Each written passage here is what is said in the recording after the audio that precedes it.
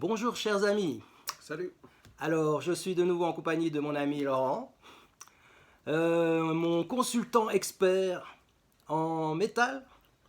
Non, ça te va comme appellation? Ouais, c'est tellement vaste le métal, on n'est jamais vraiment expert, hein, mais bon, Bon, alors tu factures cher tes expertises? non ça va. Non? Bon. Expert en métal de vieux en plus, hein, puisque quand ça tape dans le néo-métal, metalcore, etc., je suis largué, j'aime pas trop. Ouais, moi aussi complètement largué. Alors aujourd'hui, nous avons la petite ambition de vous parler de deux albums de Iron Maiden que nous voulions mettre en exergue. On va essayer de parler un peu de ce groupe. De nos deux préférés, deux chacun. Voilà, nos deux préférés chacun, même si on aime beaucoup la discographie dans son ensemble, n'est-ce pas? Ouais, je trouve pas qu'ils aient fait de mauvais albums. Voilà. On peut dire que c'est qu'un groupe extraordinaire avec beaucoup de talent. Et nous allons vous parler aussi du dernier album. On va essayer de vous en dire un peu ce que l'on pense. Mais d'abord, on va commencer par les deux préférés de Laurent. Ouais, alors allons-y pour The Number of the Beast, C'est beau. sorti en 1982. Ça doit être le premier avec Dickinson, il me semble, celui-là. Il y a des titres qui sont restés, qui sont toujours très attendus en concert. The Number of the Beast et Run to the Hills, notamment. Des grands classiques. Des grands classiques. J'aime beaucoup aussi Hallowed Be Thy Name sur les dernières heures d'un condamné à mort. C'est bien écrit et c'est assez tubesque. C'est assez tubesque. C'est du Maiden accessible. Ouais, des morceaux très mémorisables. Et puis la pochette avait marqué l'époque avec tous les diables, la marionnette et même la toute petite marionnette que tient le diable qui est là. Une pochette signée d'Eric Riggs. Mais oui. Tu te rappelles, on retrouve à chaque fois ses signatures sur les pochettes qu'il a faites. D'ailleurs, on peut penser qu'il y a une connotation de marionnettiste. Alors, est-ce qu'il y a Eddie qui contrôle le diable, qui contrôle encore un Voilà, joueur, ouais. ou un petit Eddie là? Ouais. Donc, une connotation relativement sulfureuse pour l'époque peut-être? Oui, et puis The Number of the Beast, c'est le fameux 666, c'est la sixième heure du sixième jour du sixième mois, c'est l'arrivée de l'Antéchrist, c'est ça? Oui, en tout cas, c'est selon. On voit ça aussi dans les films La Malédiction, The Omen, avec une musique extraordinaire de Jerry Goldsmith. J'en reparlerai peut-être à l'occasion. Et bon, il y a la fameuse signature d'Eric Riggs, mais à l'écran, ça va être difficile à bien montrer. Puis le deuxième dont j'ai envie de parler un petit peu, c'est Seven Son of a Seven Son. Seven Son of a Seven Son. Alors là, on est encore dans le tubesque, c'est-à-dire relativement facile d'accès, mais on a déjà des chansons plus longues. On met un pied dans le rock progressif ou disons dans le metal prog. Exactement. Il faut voir que même les sites spécialisés dans le rock progressif chroniquent volontiers tous les nouveaux albums de Maiden parce qu'il y a un côté progressif. Exactement. Et il commence peut-être plutôt avec Somewhere in Time. Oui, qui avait déjà quelques longueurs. Et puis là, il est bien marqué. Superbe album. Le titre Seven Son of a Seven Son est vraiment génial. Il y a là-dessus. Moonchild, j'adore. Ah, j'aime moi. Can I Play With My Nest, The Evil That Men Do. Des tubes. Ouais, ça c'est encore beaucoup demandé et joué pendant les concerts. Et puis c'est un album que j'ai écouté. Alors c'est le côté subjectif. Je l'ai écouté à l'infini en cassette. Quelques années après la sortie, j'étais à la bourre, mais du coup je l'ai en tête et c'est même maintenant quand je le repasse, il y a quelque chose une nostalgie. Je le trouve toujours fabuleux. Mais Oui, superbe album. j'aime aussi globalement les derniers, même si ceux-là m'ont plus marqué. Et je te laisse la parole pour du Maiden plus récent. Oui, on peut dire en somme que nous avons une première période Maiden accessible, tubesque avec beaucoup de guillemets, avec un premier chanteur, Paul Di'Anno. Ouais, je suis même pas sûr que le tout premier était Di'Anno, mais le premier qui a enregistré, c'était Di'Anno. Ouais. Bon, alors ma mémoire est encore pas trop mauvaise. Ensuite, Dickinson est arrivé.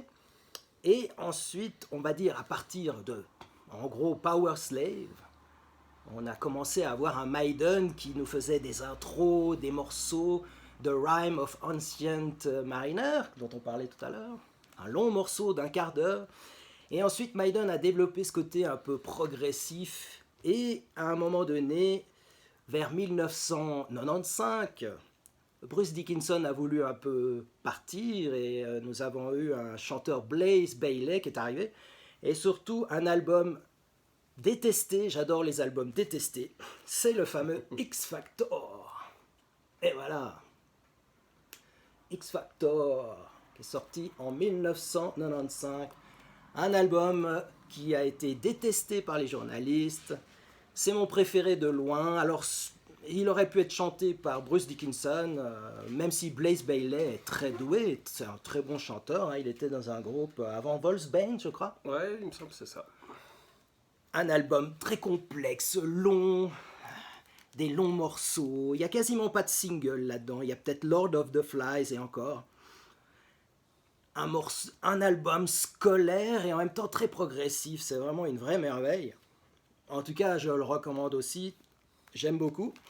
C'est le bassiste Steve Harris qui est très fan de prog et qui pousse le groupe dans ce sens-là.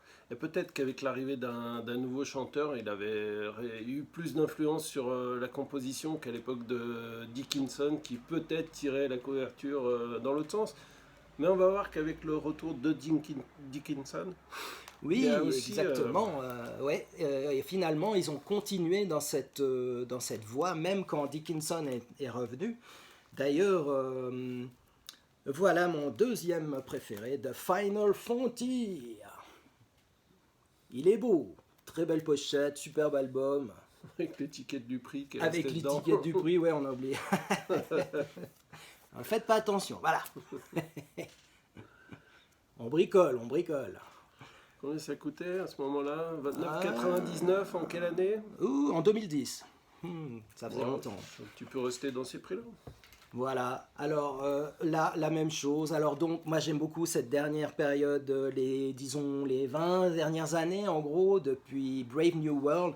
Alors effectivement, X Factor avec Blaze Bayley, c'était un nouveau chanteur, ce qui explique l'aspect très tarabiscoté, très, très minutieux, très, très progressif et j'allais dire comme un enchevêtrement de briques comme ça, un amoncellement, une construction bien architecturale X Factor. Et ensuite, quand Dickinson est revenu, ils ont continué dans cette veine, mais un petit peu moins tarabiscoté peut-être. C'est pour ça que j'aime particulièrement X Factor, qui a un album très spécial. Et dans Final Frontier, là, on a vraiment une synthèse extraordinaire entre l'album, le Maiden accessible, on va dire, en gros, souvent les premières parties d'album et la deuxième partie d'album, beaucoup plus progressive et technique, même s'il y a des interpénétrations entre les deux. Alors, tu as aimé cet album Final Frontier, Laurent? Ouais, j'aime tous les Maiden, même si bon, j'ai montré mes préférés, même les récents, je les aime bien. Celui-là, c'est pas un de ceux que j'ai le plus écouté. Il y a ce côté-là aussi. Ah, c'est un album incroyable, je vous le recommande. Starblind, Isle of Avalon, c'est superbe, une intro magnifique. The Talisman, enfin, un morceau très long. When the Wild Wind Blows, The Man Who Will Be King aussi, c'est superbe. Le grand Steve Harris. Mais il compose quand même avec ses camarades, hein, c'est ça qui est bien. C'est bien quand il y a une symbiose entre eux quand même, enfin du moins on peut l'espérer. Un groupe où on sent quand même une bonne entente, une bonne cohésion d'ensemble. Donc voilà, à noter encore dans ce Final Frontiers une intro très originale, un limite techno, limite. Je me rappelle pas de ça, tiens. Sur Satellite 15, ça a beaucoup surpris les fans. Et alors, ce qui est extraordinaire dans le Maiden récent aussi, c'est les breaks. Ils font des breaks soudains dans un morceau, et puis ensuite il y a les guitaristes, il y a 3 guitaristes qui nous font du tricotage. Sur les tout derniers, pas à cette époque-là, il me semble. En tout cas, les 20 dernières années, mais même avant, hein, même si on remonte à Power Slave, et cette époque. Je parlais du nombre de guitaristes. Oui, oui, exactement. Alors, effectivement, les triples guitaristes, c'est les récentes années quand, Smith est revenu. quand Smith est revenu. Voilà, merci. Quand Smith est revenu, merci expert, consultant expert. Voilà, hop, la facture après. Il envoie la facture après. Petite pièce. Ah ouais, ouais, une petite pièce quand même. Hein. Bon. Et donc, effectivement, alors c'est break et les guitaristes nous font du tricotage, du ciselage extraordinaire. Et ça, vraiment, j'aime énormément. Et même dans un morceau, disons, catchy, comme par exemple Eldorado dans Final Frontiers, qui est, disons, un petit peu le single, on va dire. Même là-dedans, il y a un break extraordinaire à un moment donné. Et puis alors, ça tricote. Un groupe très chevronné, très entraîné, extraordinaire, Iron Maiden. Et nous allons vous parler du dernier en date, un petit peu. Le superbe Senjutsu. Il est là, en triple vinyle. Voilà. Il est beau. Il est encore en phase d'analyse avec le blister autour. Voilà, il est encore en phase d'analyse, mais et il a quand même été ouvert. Hein. Ah bah oui. Il a été écouté. Alors, qu'est-ce qu'on peut dire, Laurent, sur ce Senjutsu si ce n'est cette pochette, comment est cette pochette déjà? Bah, c'est inspiré de ce que faisait Derek Riggs, mais il me semble pas que ce soit lui qui l'a fait. Là, je veux pas être trop affirmatif, mais il me semble pas. Ouais, là, moi je préfère ça. Mais elle est tout à fait correcte. Puis au moins ils ont gardé le vrai logo. Hein. Metallica par exemple a revenu maintenant à son logo d'origine, mais à un moment avait arrondi les angles et aussi le logo. Non, Ouais. Maiden, Ouais, ils sont restés sur la ligne, fait effectivement. du métal. Metallica a eu une phase, on va dire, exploratrice, même dans le logo, ce qui n'a pas forcément plu à tout le monde, n'est-ce pas? Mais, alors effectivement, Senjutsu, qui veut dire stratégie. Alors, dans une précédente vidéo, j'avais parlé du triple vinyle version colorée, mais là, je parlais surtout du contenant, n'est-ce pas? Et là, nous allons parler un peu du contenu. Alors, qu'est-ce qu'on peut dire sur ce Shenjutsu?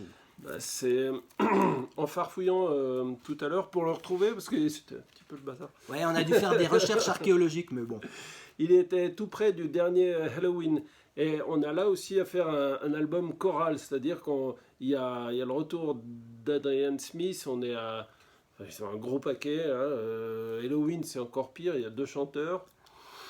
Et il y a cet aspect choral, hein, mais c'est canalisé. Je pense que c'est quand même Steve Harris qui est l'auteur principal, qui partage les compositions, mais qui est quand même le fer de lance du groupe.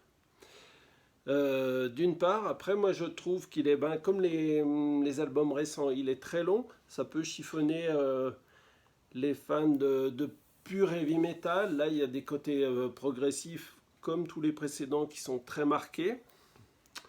Mais le heavy metal c'est quand même Black Sabbath, Judas Priest et Iron Maiden, il n'y a pas de doute, et ça reste...